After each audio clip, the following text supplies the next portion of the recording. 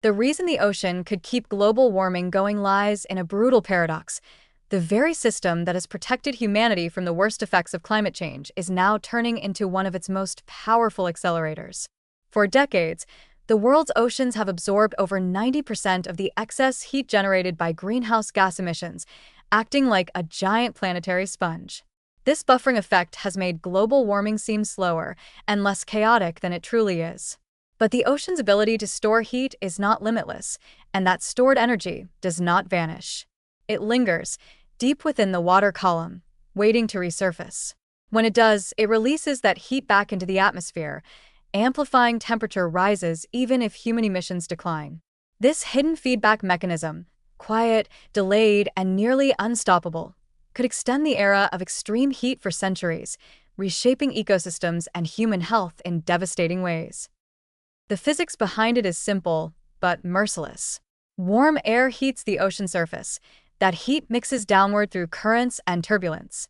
The deeper layers trap it, especially in the southern and Pacific Oceans, where circulation patterns bury warmth under colder, denser water. But when ocean currents shift as they naturally do, the buried heat comes up again. It is not a slow release, but a surge, capable of raising global air temperatures almost overnight. The world might think it is stabilizing its climate, but the ocean is quietly holding back decades of excess warmth that will eventually come back to haunt us. This means that even if we stopped emitting carbon tomorrow, global temperatures could continue rising for years. The oceans, in essence, are guaranteeing a delayed punishment, a planetary aftershock that no amount of short-term emission cuts can immediately prevent. This reality undermines one of the core assumptions of modern climate planning, that human action will produce quick results. It will not. The system is already loaded with inertia, and the health effects of that delayed warming will strike hardest where people are least prepared. For human health, the implications are grim.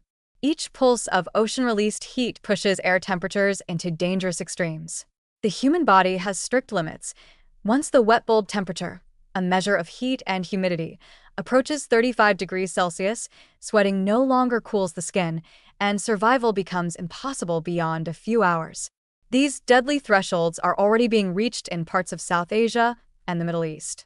Ocean-driven warming could make such conditions commonplace, forcing millions indoors, ending outdoor labor, and overwhelming fragile healthcare systems.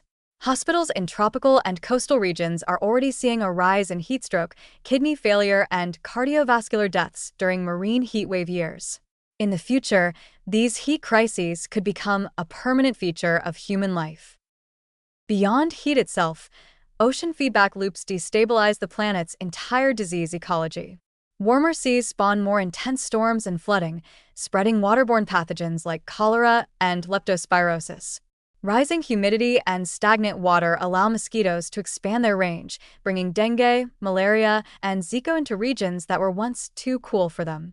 Ocean heat also fuels harmful algal blooms, contaminating seafood and producing toxins that cause paralysis, liver failure, and neurological damage. The invisible microbes of the sea, once constrained by cold, are now evolving and migrating in ways that outpace our public health systems.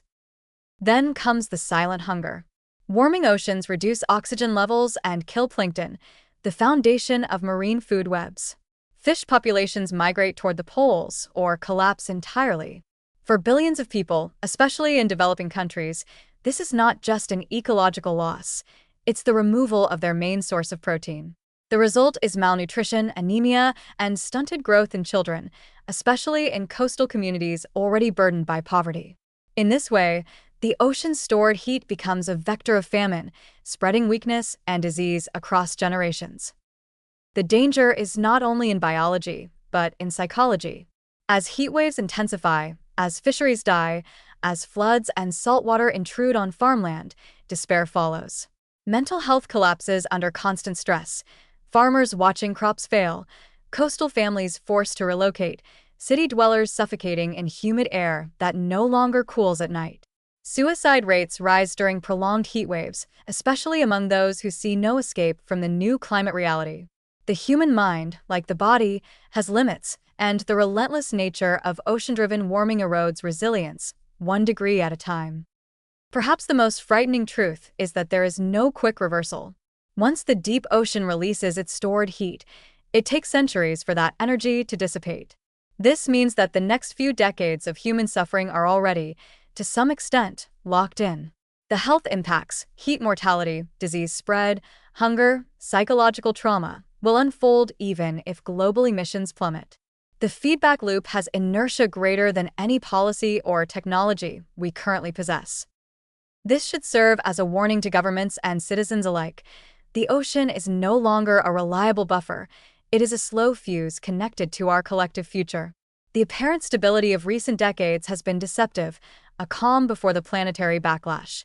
As ocean heat rises to the surface, it will not simply warm the air. It will test the limits of human endurance, strain public health systems to breaking, and remind us that nature's patience has boundaries. Humanity has been living off borrowed time stored in the depths of the sea. When that time runs out, the ocean will not forgive our delay. It will simply return the heat we gave it, multiplied by years of neglect.